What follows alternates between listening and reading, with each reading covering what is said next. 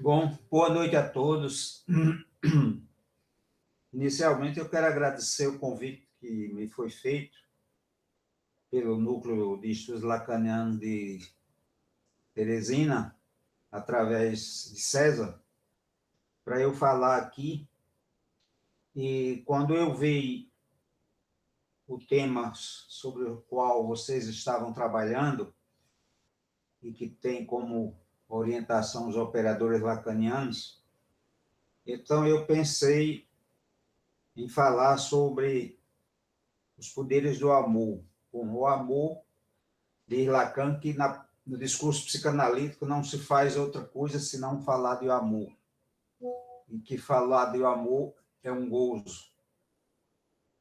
Só que é um tema muito vasto, não é? Porque implica falar sobre a natureza do amor, as finalidades do amor, os tipos diferentes de amor, enfim, há várias vertentes sobre as quais nós podemos caminhar para falar do amor. Então, eu tive que me restringir a uma coisa mais limitada,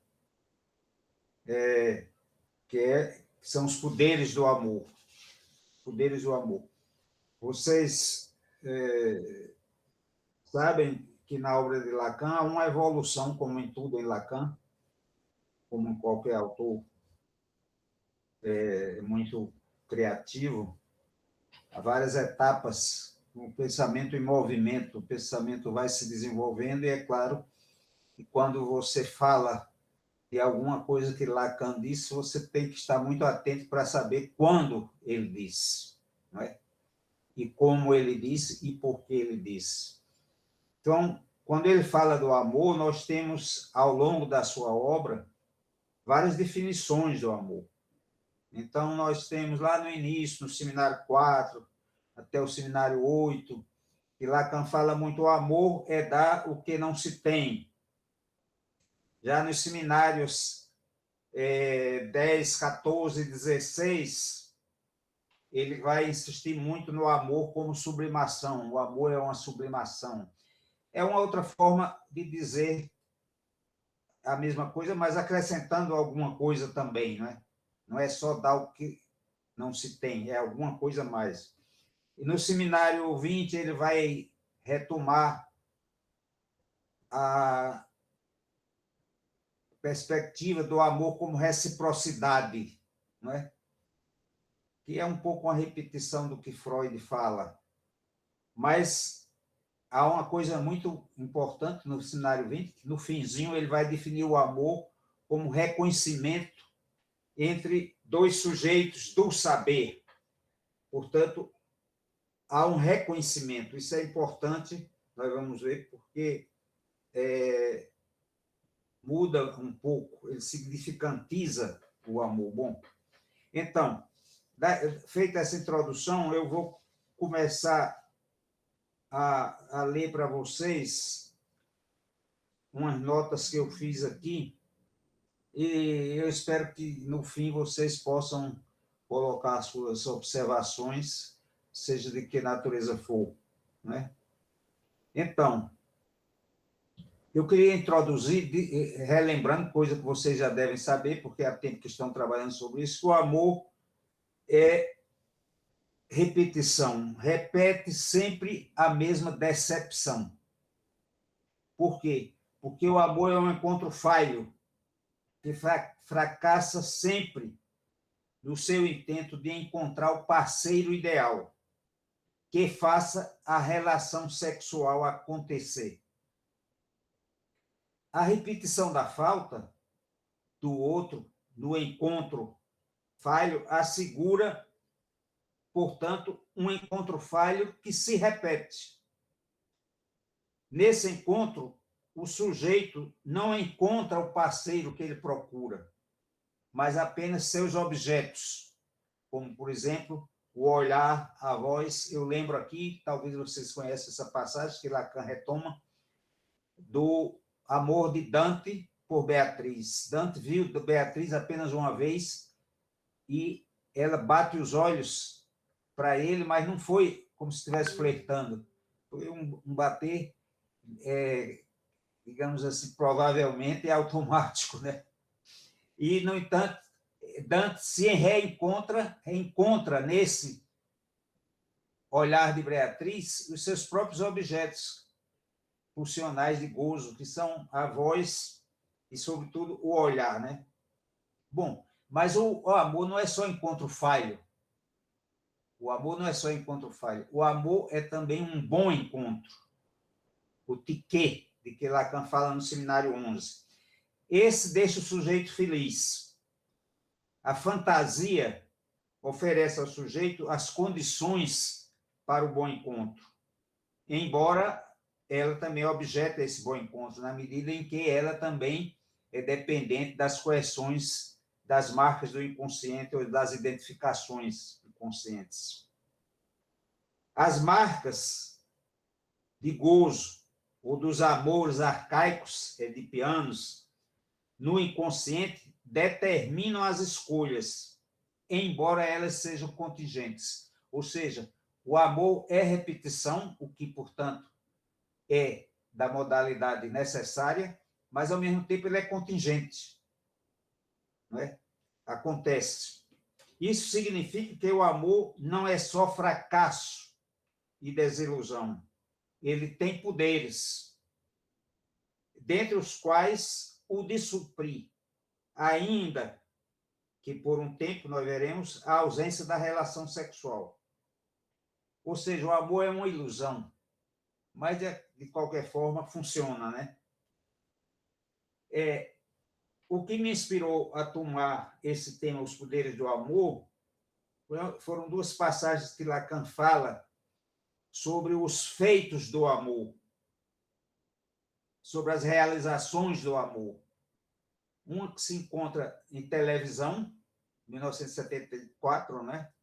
A entrevista que ele deu à televisão francesa, e outra numa nota de 1973, que é mais ou menos contemporâneo, porque a televisão francesa foi se não me engano, no começo de 74, deve ter sido preparada em 73. Em 73, ele escreve uma nota a alguns analistas, a 3 analistas italianos que estavam querendo fundar uma escola em Milão. E ele escreve uma nota respondendo à carta de um deles, e essa nota, que é conhecida como a nota aos italianos, Lacan fala das grandes realizações do amor, que ilustrada pelos seus feitos que nós vemos nos romances, não é? Na literatura, no teatro, no cinema, hoje em dia nas novelas, e que encenam, de certa maneira, são os palcos em que a fantasia do amor é encenada. Isso é importante porque a fantasia é o que dá estrutura ao amor, né? Que faz que o amor se realize, se concretize. Embora não se possa dizer que o amor seja só imaginário. Então, vamos aos poderes do amor, né? Primeiro, o amor tem o poder de enlaçar desejo e gozo. Ou seja, ele faz laço com o simbólico e o real. Nesse sentido, a gente pode dizer, por exemplo, que o laço entre o casal que se ama é um modelo de noborromeriana, porque você reúne desejo, gozo e o amor. Nós poderíamos dizer que o amor é quando um desejo difuso ou sem endereço certo, de repente se fixa numa pessoa, se detém à procura do desejo. Vocês sabem que do início o desejo ele é infinito, ele é aberto, ele não tem um objeto certo. Então é preciso que essa falta que essa intencionalidade do desejo finalmente pare num objeto de investimento para se fixar ali. E é isso que acontece com o amor. Seria um dos poderes do amor, né? É claro que eu não estou me referindo aqui à paixão amorosa, porque a paixão amorosa é outra coisa. A paixão amorosa, o imaginário prevalece, não é? Em detrimento do real, digamos assim. Então, o sujeito isso é Freud também, Lacan, eu estou falando a linguagem lacaniana, mas Freud diz isso quando ele fala do amor no texto de 1914 para introduzir o narcisismo. Na paixão, o sujeito se transforma tanto para o outro que ele perde um pouco de si mesmo, ou seja, ele perde o senso da realidade. Por isso que Lacan diz, e Freud diz também, que a paixão e a loucura são parecidas, né? O sujeito desinveste toda a sua libido egóica em proveito do objeto. Segundo ponto, o amor fálico, perdão, o gozo fálico, ele é autossuficiente. Por exemplo, o gozo do idiota, a que Lacan se refere no Seminário 20, que seria o gozo da pessoa que se masturba, porque aí não faz laço com nada, não é? A masturbação não faz laço.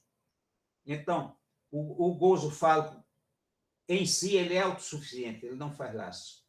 Ora, exatamente contra a autossuficiência do gozo fálico existe o quê? Existe o laço do amor entre duas pessoas, digamos assim, né? O gozo, por exemplo, com a mulher amada, transforma o gozo do homem, que em si tem valor de uso, que é o gozo do órgão. A mulher confere a esse gozo um valor de gozo mesmo em si, e não apenas de uma descarga orgânica.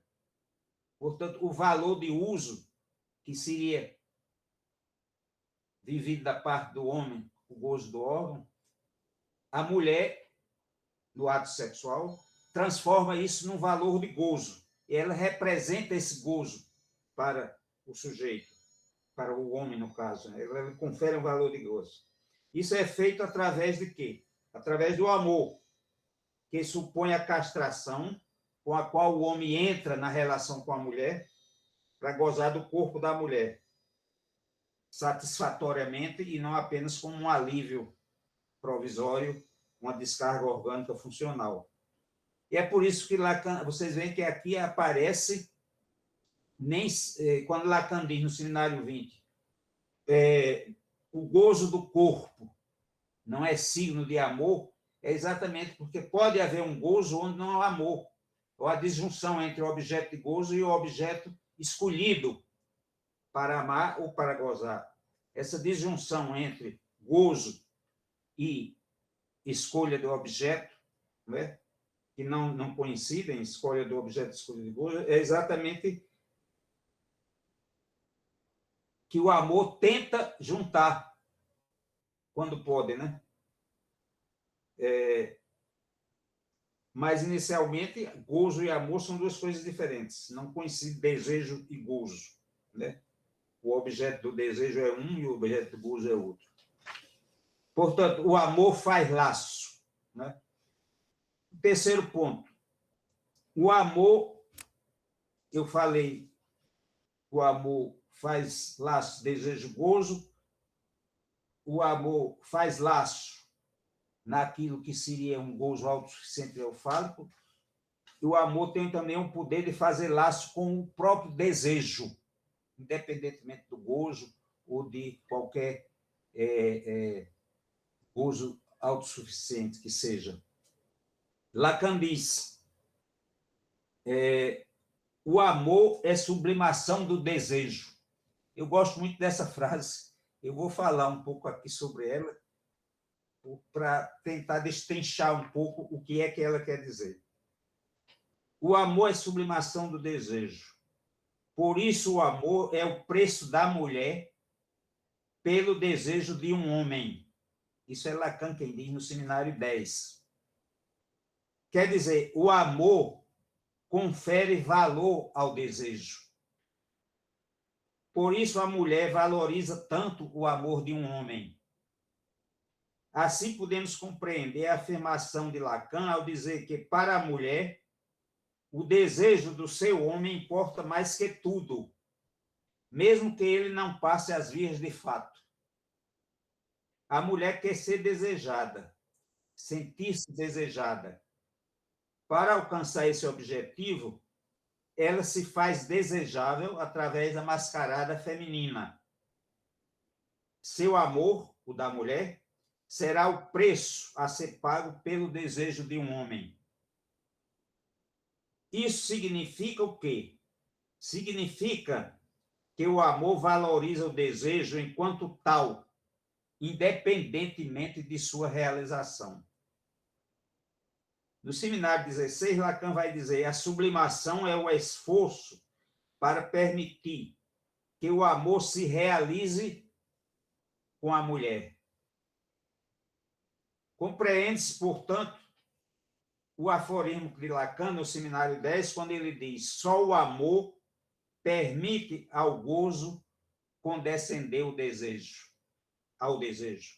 Isso é um aforismo lacaniano muito citado, que tem várias interpretações. Eu vou dar a minha, entendeu? Aqui o amor é colocado do lado da mulher.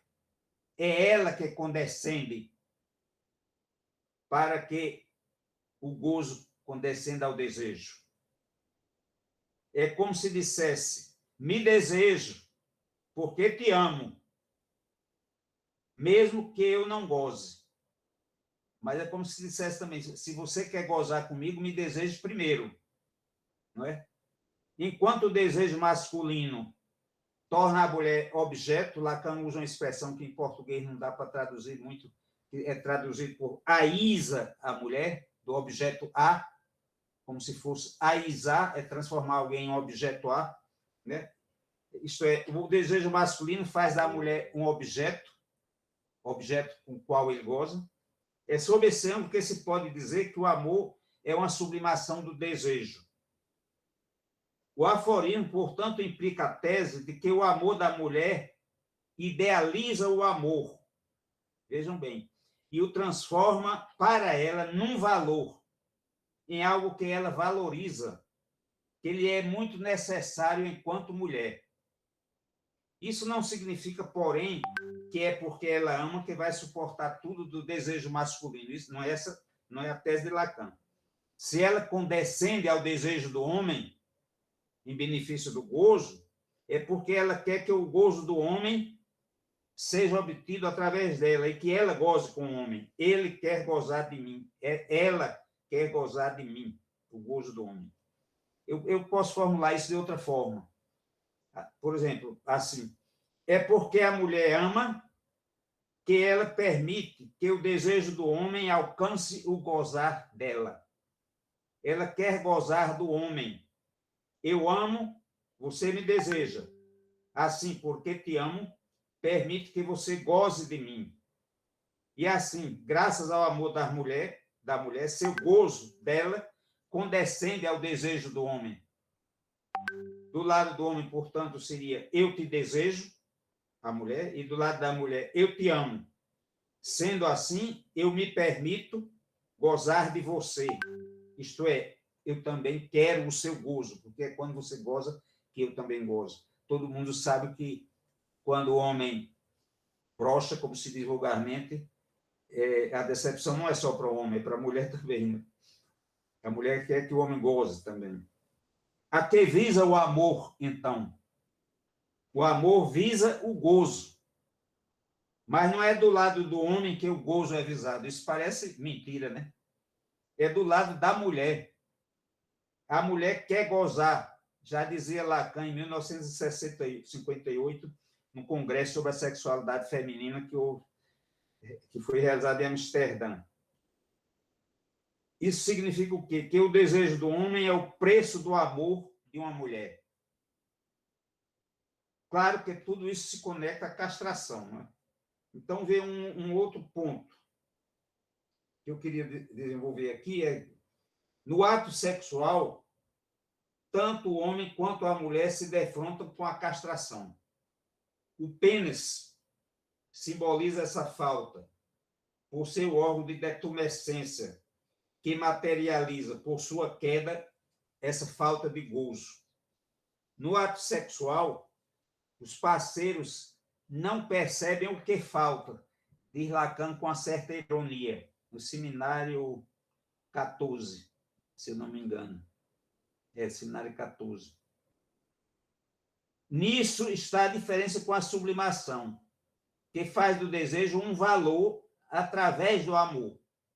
Ao contrário do ato sexual, a função sublimatória parte da falta, e é com a ajuda dessa falta que ela constrói sua obra, que é sempre a reprodução de uma falta. E nisso está a sublimação.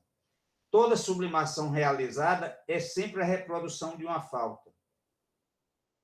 Não é de admirar, pois, que Lacan diga que o amor é essencialmente repetição de uma falta, seja uma sublimação do desejo. No Seminário 13, Lacan diz que na relação amorosa, a mulher se torna o que ela cria, de modo puramente imaginário, isto é, o falo. O fato de, na miragem erótica, na relação sexual, a mulher poder ser o falo, ser e ao mesmo tempo não ser, a faz para o homem o objeto da fantasia dele, homem.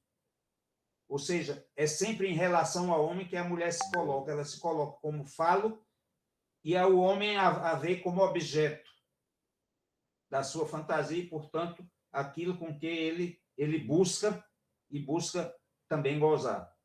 O que ela dá por não ter, ou seja, o falo, torna-se causa do seu desejo, portanto, o objeto A como causa. De quem? Do desejo do homem. Ao mesmo tempo, portanto, que atrai o homem. Por isso se pode dizer que a mulher sozinha, mas não é por ter fornecido o objeto que ela não tem que esse objeto desaparece. Entregando-se à satisfação do seu gozo, por intermédio da castração masculina, ela não perde nada, a mulher, já que nada lhe falta. Ao contrário, ela põe aí o que ela não tem, e que literalmente ela cria. E criar algo de nada, elevando a condição de a coisa, isso é sublimação, está no Seminário 7. É por isso que é sempre por identificação à mulher que a sublimação produz a aparência de uma criação. A sublimação deve sempre ser concebida, portanto, o amor deve sempre ser concebida como uma gênese estritamente ligada ao dom do amor feminino, na medida em que esse amor cria o objeto evanescente, isto é, o falo. Por isso que Lacan diz, no Seminário 16, que a sublimação é o esforço para permitir que o amor se realize com a mulher.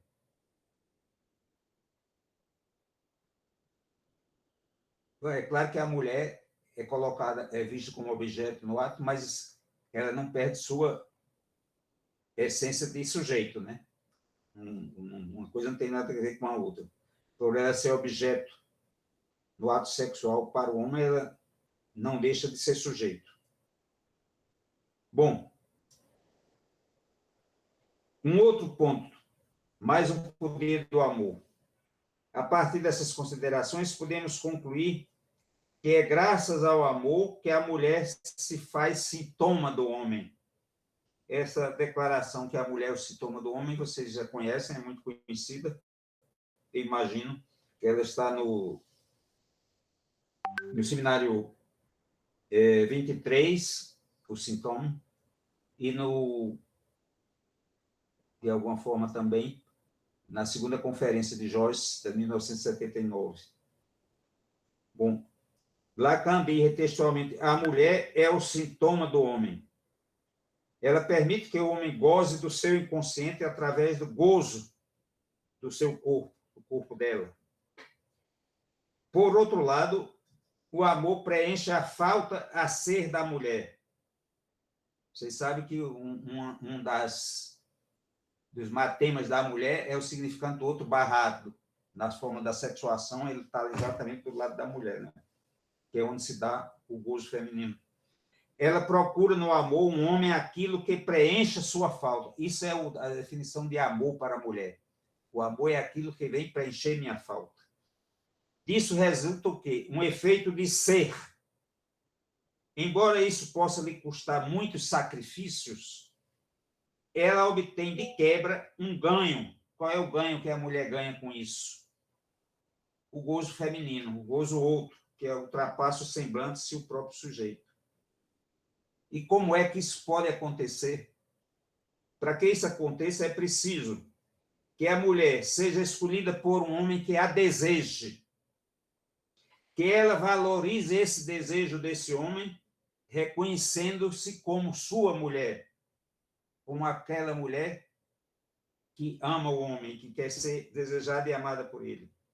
E ele lhe oferece sua castração dele, recebe a castração dele, e que consinta em ser objeto do fantasma, da fantasia desse homem.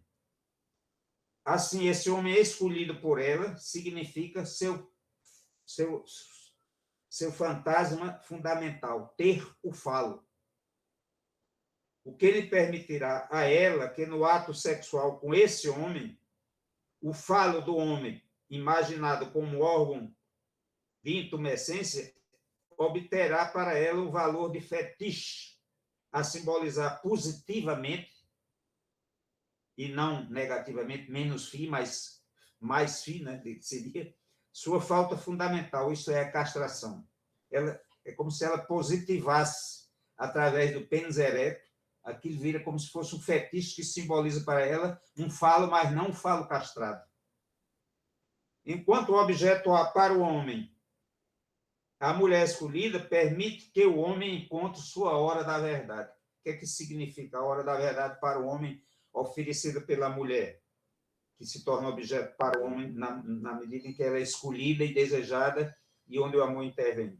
Significa, essa mulher preenche as condições fantasmáticas para que o homem a ame. O homem não ama qualquer mulher. Tem que ter algumas condições fantasmáticas para que ela seja objeto do amor do homem. E, amando-a, fixe no seu corpo dela seu gozo, enodando desejo, amor e gozo. Veja que o amor faz o laço entre gozo e desejo aqui. De tal forma que isso lhe possibilita ao homem uma parada na corrida desenfreada do desejo em busca das mulheres em série, de outras mulheres, como Dom Juan. Na medida em que ela, enquanto objeto amado, tem a significação da castração, tem uma significação fálica, porque ela dá a falta, ela dá o que ela não tem, que é a sua falta, ela tende a condensar em si a significação fálica, outorgada a outros possíveis objetos de amor. Quer dizer, nesse momento, aquela mulher adquire uma significação fálica tal, porque ela é um ser de falta, que todos os outros objetos deixam de ser falicizados, porque ela o gozo do homem foi fixado nela. Então, o valor fálico dela é como se condensasse todos os outros possíveis valores fálicos, ou seja, é como se aquela mulher valesse por todas as outras, e, ao mesmo tempo, evita que o sujeito invista falicamente em outros objetos.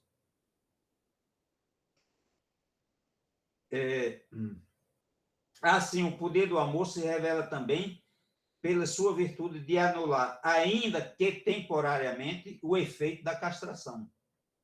Por isso, Lacan se refere ao amor como sendo um ponto de suspensão que engana quanto à não-relação, na medida em que o que é contingente parece adquirir áreas de necessidade, já que esvazia de valor os objetos correspondentes ao efeito de castração. Desta forma, os outros objetos perdem seu valor fálico graças ao objeto para o qual converge desejo e amor, propiciando uma fixação de gozo. Somente assim, graças ao amor de uma mulher, o homem pode suportar o enigma da alteridade feminina, isto é, a infinitude e a inacessibilidade do seu gozo feminino, do gozo outro, aliado ao peso do seu superior, da mulher, que pede sempre mais gozo ao seu parceiro. Esse também é um dos poderes que podemos atribuir ao amor. é preciso muito amor para suportar uma mulher, por conta do seu gozo outro, né? Essa virtude inerente ao amor feminino constitui sua força, que nós podemos chamar de empuxo ao amor. Esse é um outro poder do amor, e aqui do amor feminino. É que o amor feminino, ele não é só um amor singular, ele tem um poder de criar laços comunitários, digamos assim. Eu vou desenvolver um pouco isso para vocês.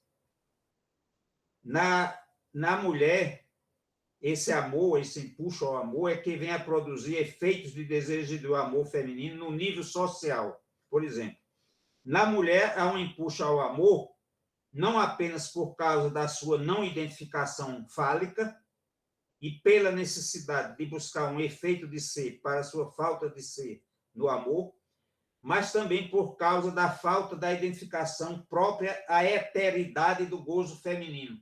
A eteridade do gozo feminino é o gozo outro, o gozo não fálico, isto é o gozo da não toda, da mulher, né? O chamado gozo complementar, que extrapola os limites impostos pela razão fálica. Pois bem, esse empuxo ao amor opera na mulher como um fator de resistência à fragmentação dos laços sociais. Isso significa que o amor feminino demonstra uma das vertentes do poder do amor, na medida exatamente em que ele fomenta e mantém a tessitura dos laços sociais. Aí vocês podem perguntar como é que isso é possível. Bom, é que a mulher se orienta mais para o amor singular, familiar, conjugal, do que para o velho amor pelo líder agregador. Veja bem, eu não estou falando que a mulher tem um amor mais caseiro, quando eu digo que o amor singular, familiar, conjugal, mas é porque ela escapa mais por conta do seu maior acesso ao real pelo gozo outro, que ela dispõe, que o homem não tem,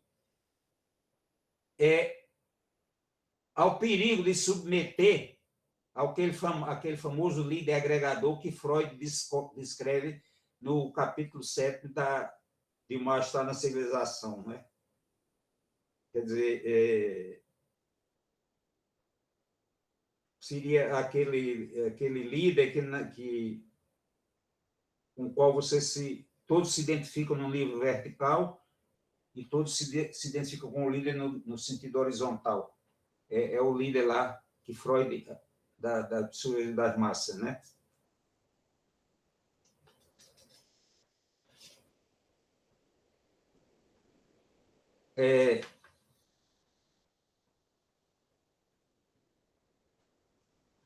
Bom, nisso reside, de certa forma, o poder de fogo do não todo no laço social, do não todo, que aqui é a mulher, né? Enquanto é portadora de um gozo além do gozo fálico, pela dimensão social e coletiva do desejo da sexualidade feminina. Portanto, a mulher é menos inclinada a submeter-se aos efeitos do líder, né, que forma manada, mas isso decorre também do fato dela ter um maior acesso ao real, como eu vou explicar agora. Bom, o poder de fogo de que eu falo, que decorre dessa pouca disponibilidade a ser efeito manada sob a batuta de um líder, também se pode falar na capitalização do gozo fálico atribuído às mulheres na nossa sociedade, qual seja, sua saída do perímetro doméstico para o exercício do trabalho público, sua participação na política e na cultura, suas novas funções e seus novos poderes na sociedade. O problema é saber o que a mulher vai fazer com isso, com esses seus poderes. Por outro lado, o que se produzirá pelo fato de elas terem um excedente de relação com o real, inerente ao não todo, coisas que os homens não possuem.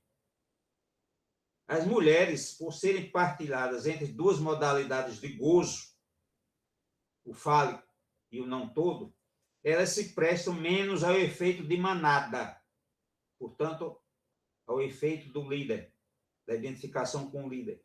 Isto é, ao reino do gozo extraviado e homogeneizado do discurso moderno também.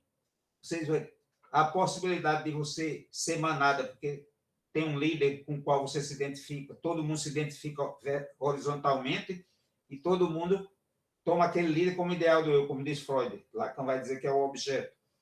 Aqui, além disso, não é? O fato da mulher ter dois tipos de gozo, duas modalidades de gozo, faz com que ela escape mais a esse gozo extraviado, uma expressão que Lacan usa em televisão, e homogeneizado do discurso moderno. Sabemos que o discurso capitalista é uma máquina de produzir manadas. As mulheres, na medida em que não se ajustam tanto aos imperativos superegóicos desse discurso, podem escapar mais facilmente do que os homens desse efeito manada, exatamente por terem mais relação com o real.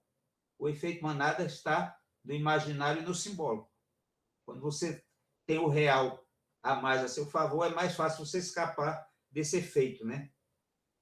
Portanto, é plausível admitir que as mulheres, enquanto não todas, têm uma maior relação com o real e, consequentemente, uma maior relação com o outro, o grande outro, com o discurso social, inclusive, que se manifesta no seu impulso ao amor, que faz laços, e na resistência à fragmentação e ao gozo cínico característico do discurso moderno. Esse poder do impulso, característico do amor das mulheres, faz tanto mais importante na sociedade atual, regido pelo discurso capitalista, que não quer saber da castração e, por isso, também não quer saber das coisas do amor. Bom, eu disse aqui, claro que vocês podem até achar mais poderes no amor do que o que eu disse aqui, mas há também, eu agora queria falar um pouco do poder do amor transferencial, quer dizer, que é o amor na análise. O que é que isso pode, onde é que está o seu poder? Nós vimos que o amor é encontro falho. Por ser repetitivo, ele não tem cura. No entanto, uma análise pode mudar alguma coisa, transformando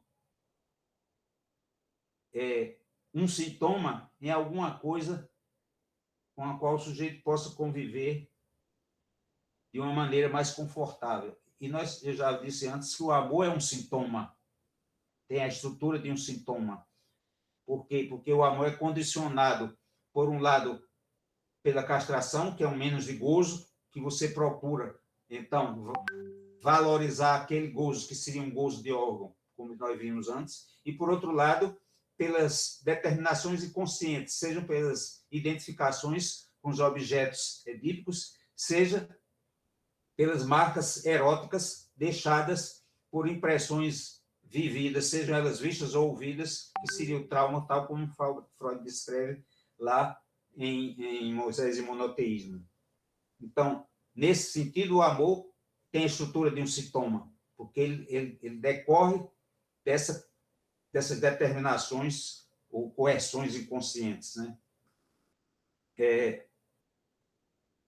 Minha tese é a seguinte, é que uma análise pode alcançar alguma modificação no amor, como em qualquer sintoma, seja no tipo de escolha objetal, ou seja no tipo da escolha amorosa, seja no estilo da relação que a pessoa mantém com o objeto de amor.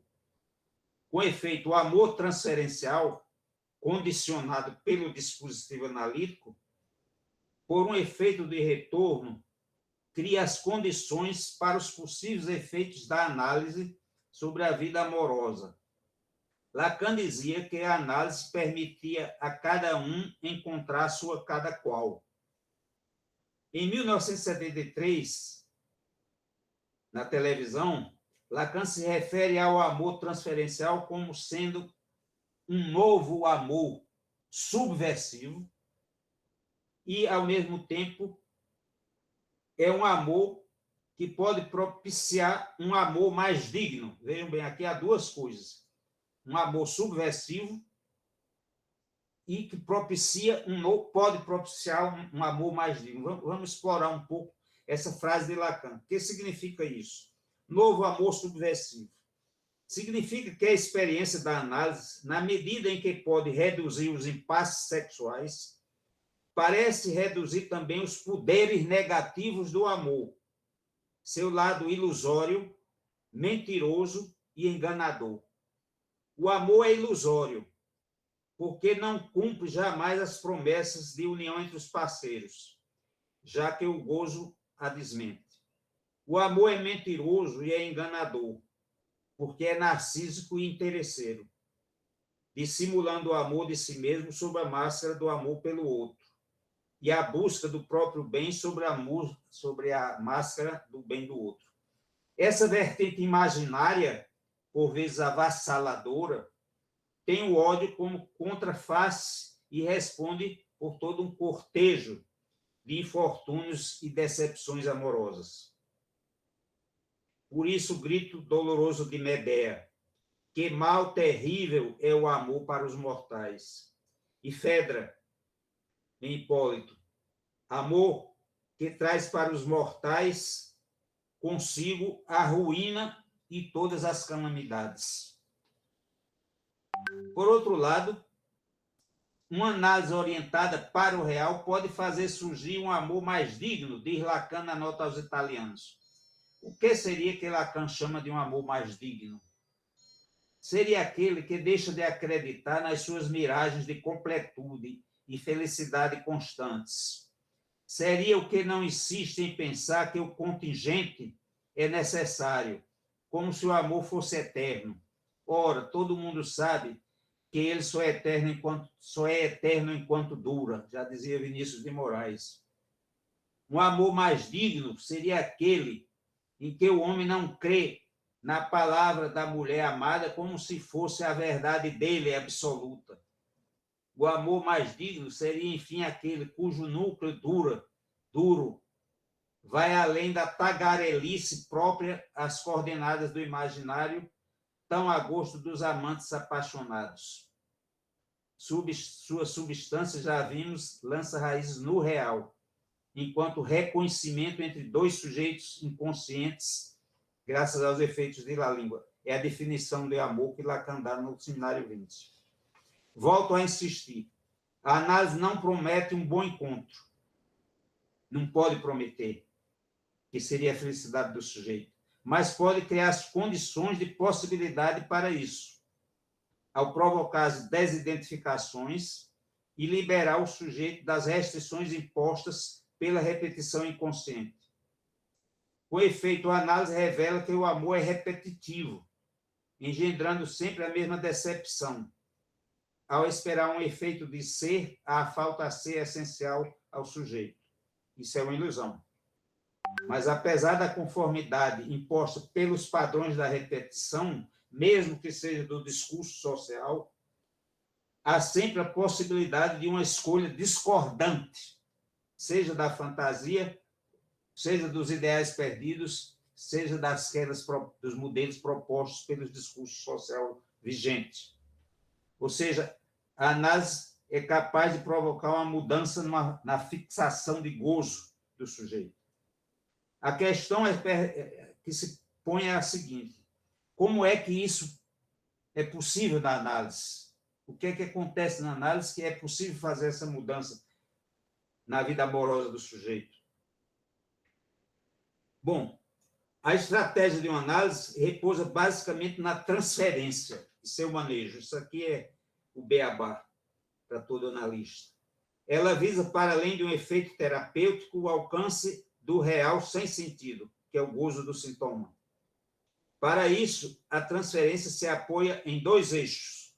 Por um lado, o do suposto saber do analista, que espera a revelação sobre o ser do sujeito através da interpretação.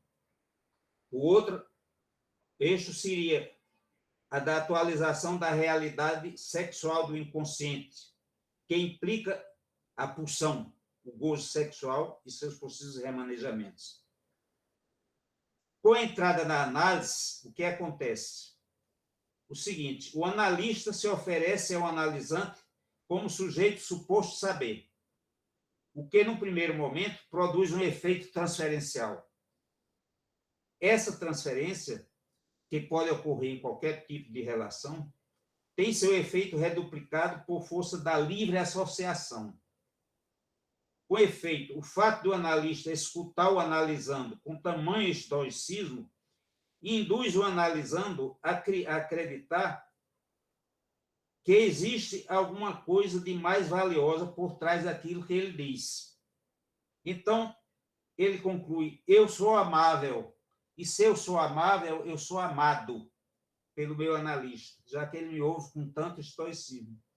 Portanto, eu sou objeto de amor. É o agalma do inconsciente prometido pela interpretação. Mas, ao mesmo tempo, vem a outra vertente, a própria livre associação, pela virtude inerente à palavra, mobiliza a falta a ser do sujeito, induzindo-o a recorrer ao outro, no caso ao analista. É quando se produz a metáfora do amor. O analisante de amado vira amante. De objeto passa a ser sujeito.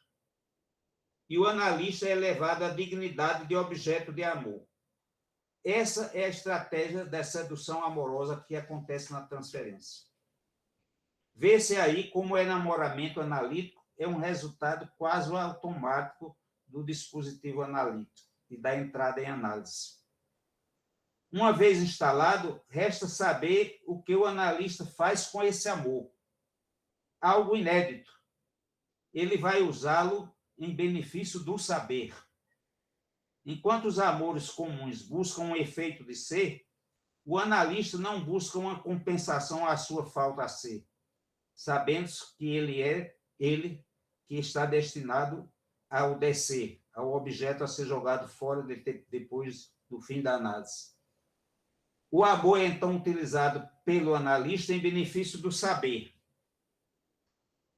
Se observarmos bem, vemos, então, que o campo transferencial é um campo de batalha, onde duas estratégias díspares entram em ação. Do lado do analisante, a estratégia visa obter do analista o falo ou mais gozar, que ele é suposto possuir. Do lado do analista, ele não responde a essa demanda do paciente, a não ser com sua presença e sua interpretação. Então, o amor transferencial para o analista é apenas uma reserva instrumental, que ele maneja metodicamente. Portanto, se o dispositivo analítico, de algum modo, programa o surgimento do amor transferencial, e essa é a diferença do amor transferencial com outro tipo de amor, porque aqui o amor é programado, e no amor não transferencial não é programado, não é artificial, ele acontece, é contingente. No dispositivo analítico, o surgimento do amor transferencial é de algum modo programado. E a frustração à demanda de amor imposta pelo analista programa também sua decepção e seu luto.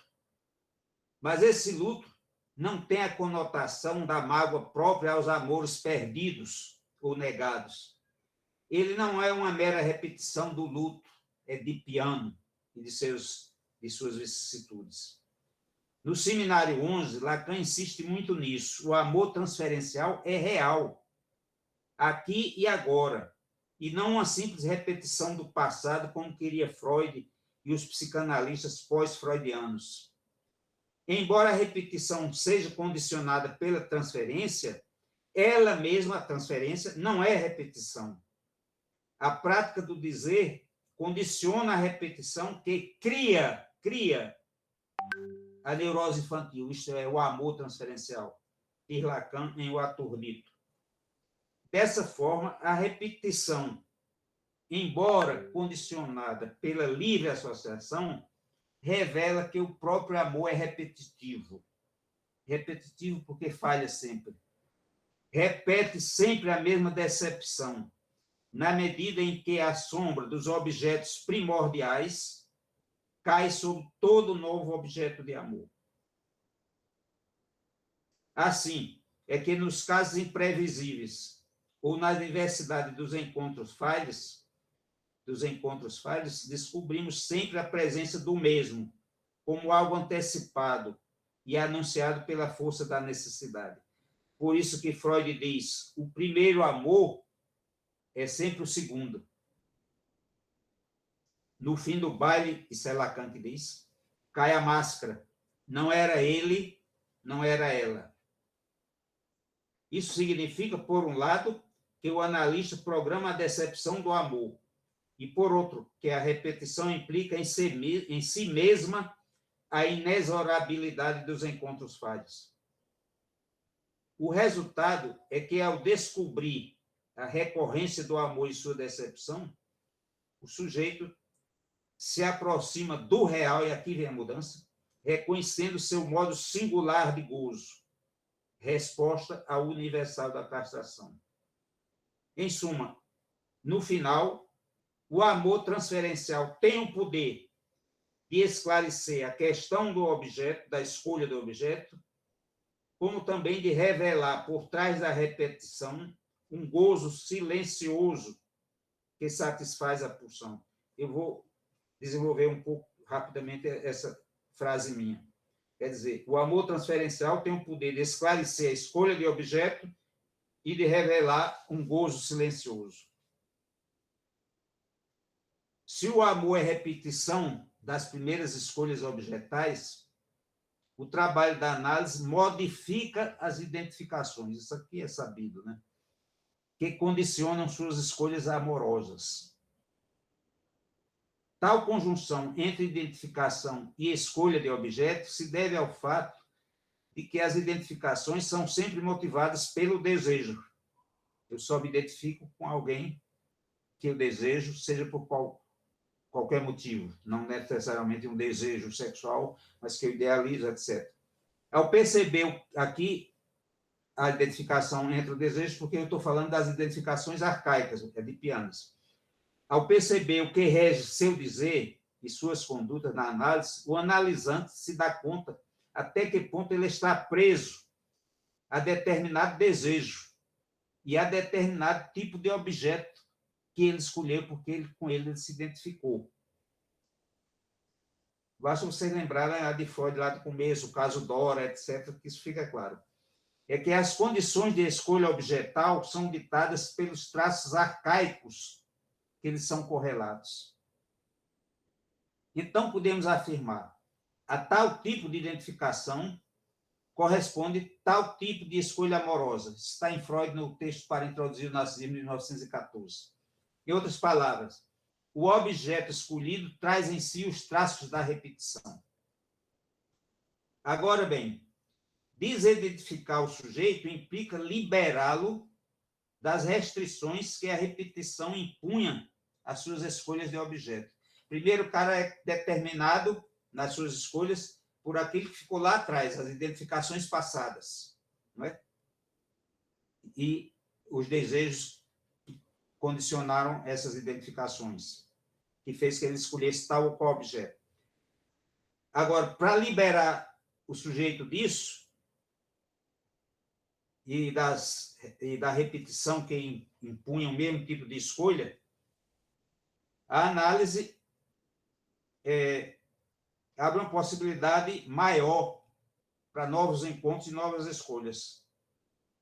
Por quê? Porque a análise tem o poder não apenas de desidentificar e, em consequência, de modificar os investimentos objetais. Ela tem também o poder, ou permite perceber, que no recurso ao outro, no caso, ao analista, na tentativa de corrigir sua falta, um gozo é auferido como satisfação pulsional. Então, uma vez superadas as determinações da repetição na análise, resta a possibilidade para o analisante de instituir um parceiro diretamente relacionado com o gozo pulsional.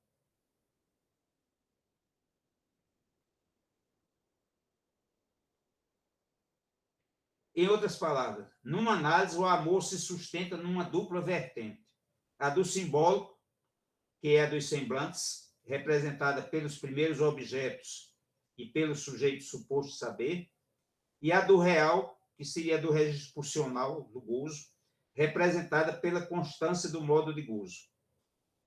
Certamente a análise opera no primeiro nível, pela queda das identificações. Ela pode modificar as identificações e as escolhas aí decorrentes.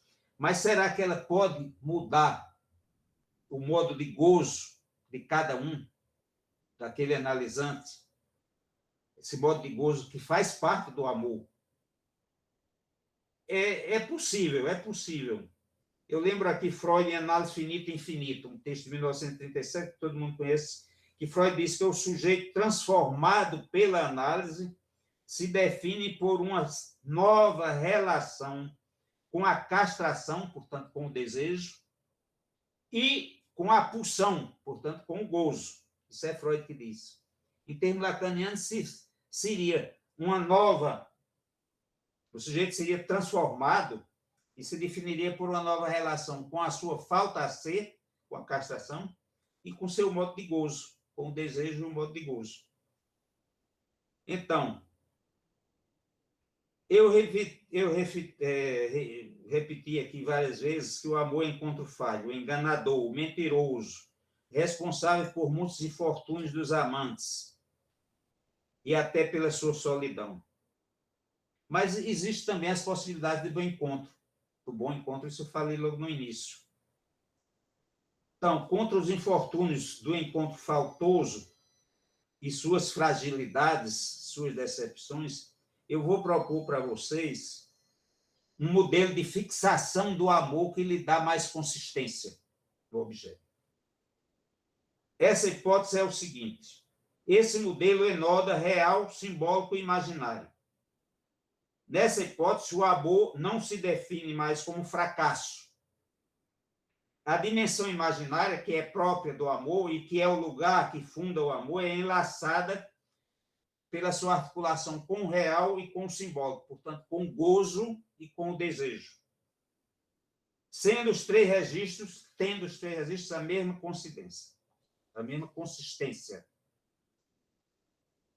Lacan apresentou esse modelo no seu seminário 21, Os Não Tolos Erram, o seminário de 1973 e 74.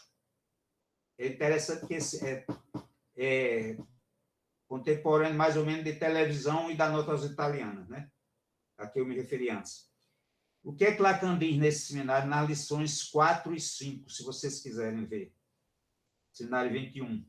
Ele diz o seguinte: o amor é o laço essencial do real com o simbólico, portanto, do gozo com o desejo. Há uma relação do real com um certo saber, portanto, com o simbólico, e o amor obtura esse buraco. Mas ele diz, mas há dois modos de escrever o amor e sua consistência, conforme ele siga o modelo do nó olímpico ou do nó borromeu. Aqui nós estamos na topologia, né? É o Lacan já do fim. O nó olímpico, todo mundo sabe que são 3 argolas, né? O anel do meio prevalecendo sobre os outros 2. Por que prevalecendo? Porque se você tirar o do meio, se solta os outros 2, claro, né? Então, há uma prevalência do meio. Essa prevalência vai definir um tipo de amor, que há 3 tipos. Vamos ver como. Se vocês imaginem 3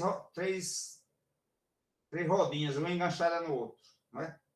Então, se você põe no meio o real, Lacan diz, esse vai ser um tipo de amor masoquista. Por quê? Porque ele se sustenta pela via da ascese corporal.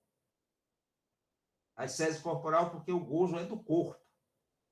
Então, é um gozo onde não há vários tipos de amor, assim, né? Onde há amor, mas não há gozo. Não sei se vocês já ouviram algumas histórias dessas, mas eu já ouvi e vi também em filmes onde o casal se ama, mas nada de sexo, como se diz, né? Eu vou dar um exemplo para vocês que é meio atrevido, porque eu não sei. se isso é bem assim, mas enfim. Não sei se vocês conhecem Jacques Maritain. Já ouviram falar em Jacques Maritain? Era um filósofo da década de 60 na França, muito famoso, e era muito católico. Ele era casado com Raíssa. Todas as Raíssas que vocês acharem por aí são graças a essa Raíssa, que era muito famosa na época. E o que é que acontece? Raíssa resolve fazer um pacto de castidade com o marido dela, é o Jacques Maritain. Ela era uma espécie de mística, e eles se amam, se mantêm juntos, mas sem ter relação sexual, a partir do momento que eles fizeram esse pacto de castidade, digamos assim. E ele vira uma espécie de teórico, porque ele era filósofo, desse amor, dessa forma de amor, e ela vivia esse amor. Um outro exemplo que vocês têm, um pouco diferente, é de Abelardo e Heloísa. Não sei se vocês já ouviram falar, que Abelardo era um filósofo da Idade Média, que naquele tempo o filósofo não podia casar, não podia ter relações sexuais. Ele tem relação sexual com a aluna, engravida. O tio da aluna, que era um padre, onde a aluna com quem a aluna morava, manda castrar o professor, que era filósofo, e a partir desse momento, ela vai para um convento e ele vira frade. Os dois continuam a se amar, mas cada qual no seu lugar. Então, eles trocam cartas amorosas, apaixonadas e tal, mas sem ter mais o gozo do corpo, digamos assim. Bom, seria uma espécie de amor masoquista, né? Porque o real do corpo está fora. Está no meio, mas o amor separando, né? Agora, se vocês pregarem o simbólico e colocarem na rodinha do meio, nós vamos ter outro tipo de amor, que é o amor divino, que se caracteriza pela unidade entre o amor de si e o amor a Deus. Seria, nesse caso, o desejo desaparece. Porque vocês sabem que em Deus não há desejo. Se vocês supuserem que Deus não há falta. A imagem que a gente tem de Deus é um ser perfeitíssimo, sem falta. E se não há falta, não há desejo. Finalmente, se vocês colocam na argola do meio desse nó olímpico o imaginário, aí vocês têm o lugar do amor. Porque o amor é imaginário, embora não seja só imaginário, mas ele é prevalentemente imaginário. É o amor comum. Lacan dá o exemplo do amor cortês, que não existe mais, né? O amor cortês, todo mundo sabe que era um tipo de amor em que o homem ficava amando a mulher de longe, mas nunca tinha contato com ela. Longe disso. Né? Então, era uma forma de o amante colocar a mulher do impossível para fingir que era ele que não queria ter relação sexual, que obstaculizava a relação. Né? O amor cortês era um amor que a gente diria hoje platônico, romântico. Era menos platônico porque o cara estava sempre vendo a mulher, jogando flores para a mulher, fazendo coisas para impressionar a mulher, etc. Aí vocês têm, nesse caso, o amor sustentando o laço. O amor no meio, simbólico do lado, real do outro.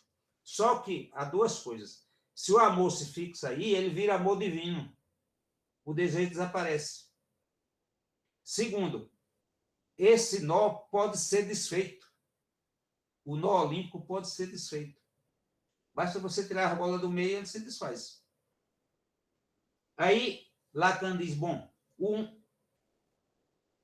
o tipo, o modelo ideal para você ter o que seria um amor consistente seria uma trança.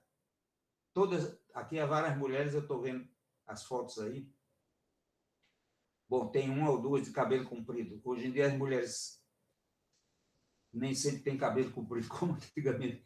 Mas uma trança, suponha uma trança de três conjuntos de cabelo, digamos assim. Então,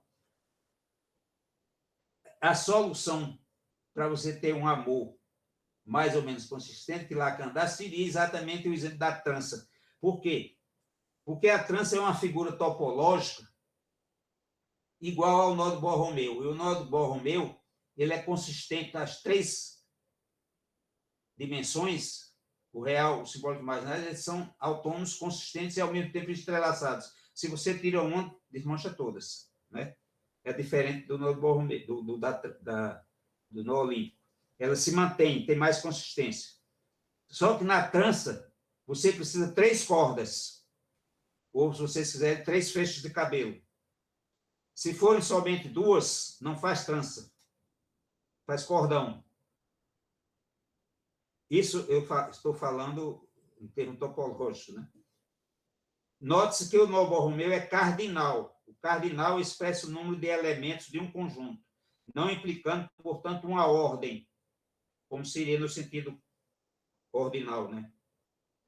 Mas ele pode, o nó Borromeu, encontrar todas as ordens pensáveis numa combinatória, exatamente porque não é ordinal. Além disso, ele pode ser desfeito quando qualquer uma das 3 argolas se solta.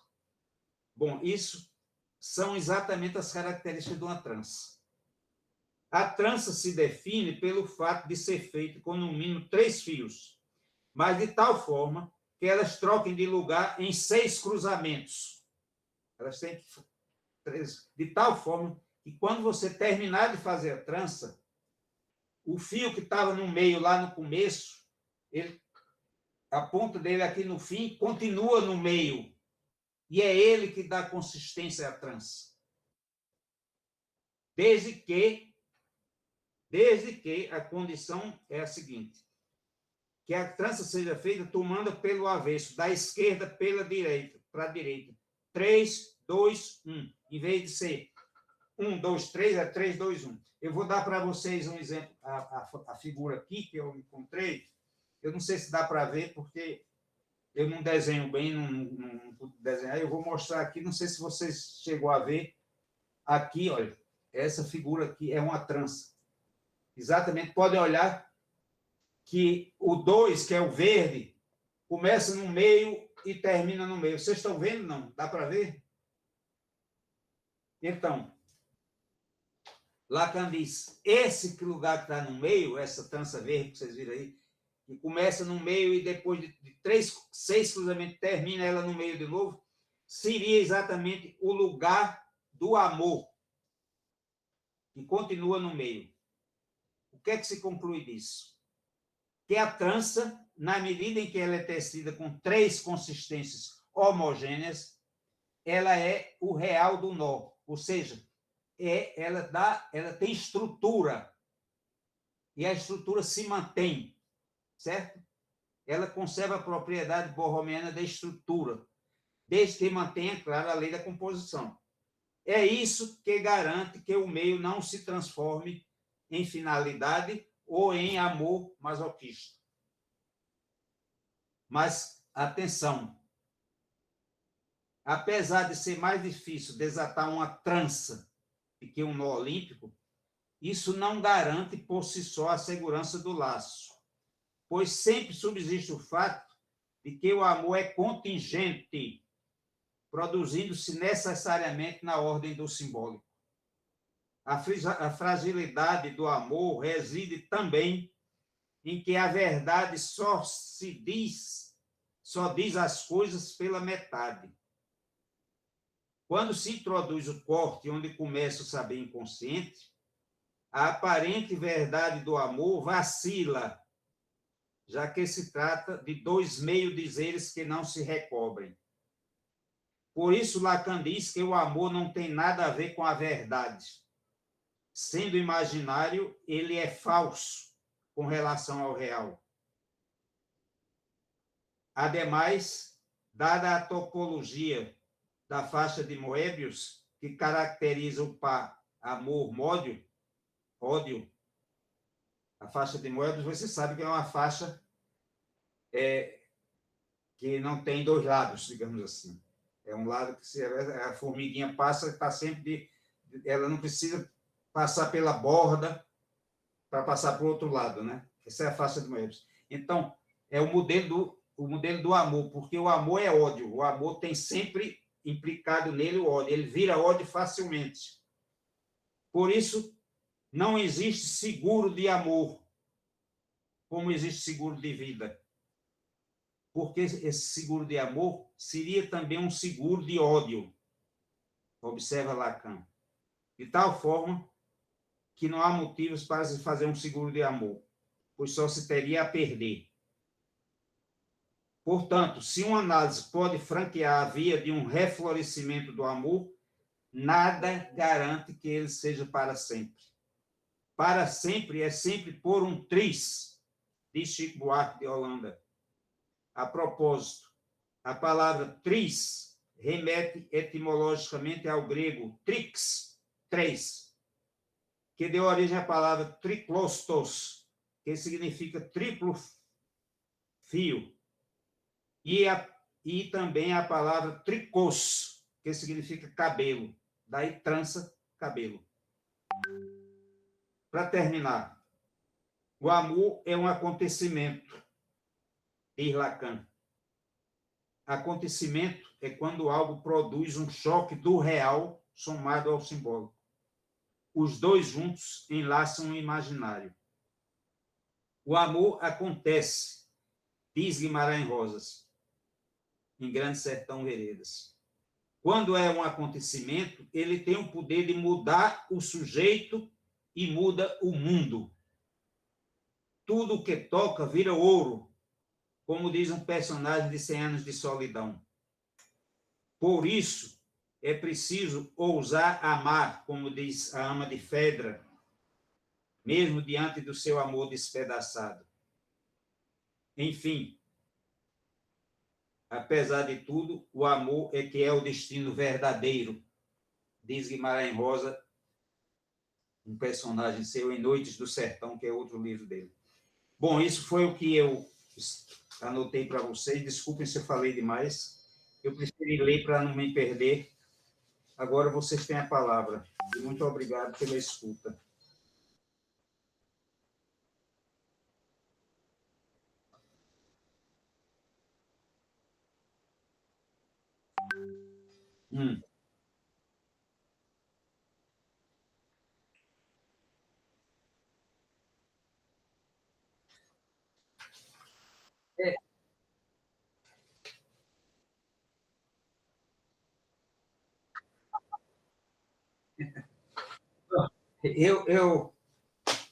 Eu fiquei em dúvida quando eu fui preparar isso, porque exatamente eu não sabia o nível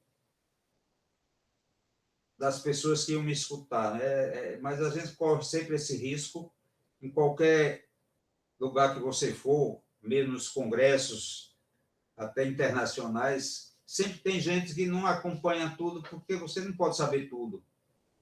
Depois eu estou vendo aí que vocês são muito jovens. Eu já tenho um percurso muito maior do que vocês, claro. Então, noblesse oblige que eu saiba um pouquinho mais.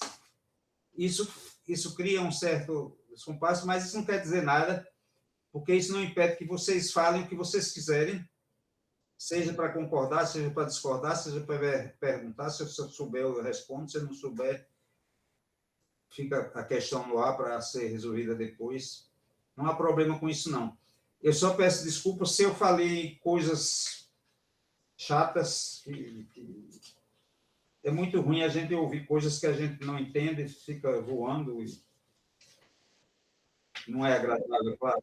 É muito difícil entender, né?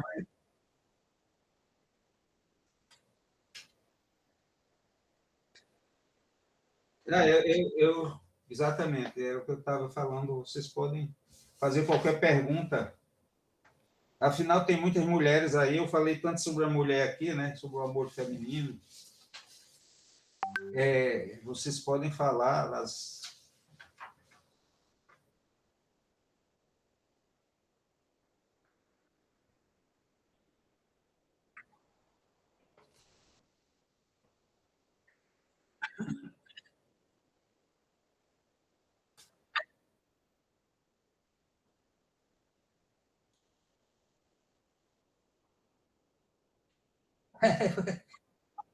Mas você falou uma coisa interessante.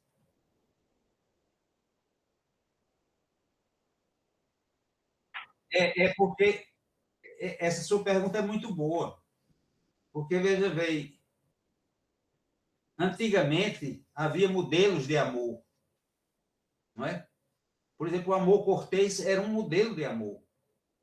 A sociedade era outra. Então, havia modelos de amor que eram mais ou menos determinados pelo discurso social. Entenderam?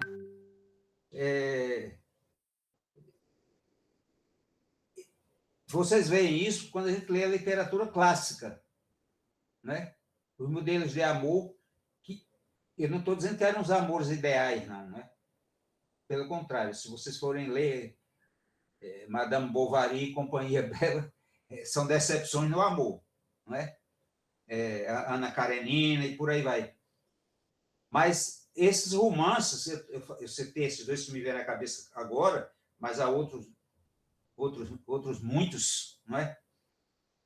Agora mesmo eu estou lendo um de uma italiana, escrito em 1930, que é exatamente que é sobre uma decepção amorosa, se é a fragilidade do amor, etc. O que é que aconteceu com a sociedade capitalista, a sociedade industrial depois? Os modelos do amor desapareceram. Isso decorre de duas coisas. Há uma fragmentação social. Parece mentira, porque você diz, não, mas hoje existe a globalização, a homogeneização da moda, a moda que se lança em Paris, de repente está aqui, está lá no sertão da Paraíba, está lá do Piauí, está lá no Amazonas. Parece haver uma homogeneização. Hoje, os meios de comunicação, a gente tem, em tempo real, notícia de tudo que está acontecendo no mundo todo. Portanto, há uma homogeneização. Só que essa homogeneização não significa que ela faz laços, porque a sociedade atual é uma sociedade fragmentada. Você está na mudança, está isolado, está só. Por isso que os laços amorosos atualmente não tem mais modelo. Não tem mais modelo. Inclusive, o modelo familiar, o casal, vocês não precisam nem dizer, está mudando.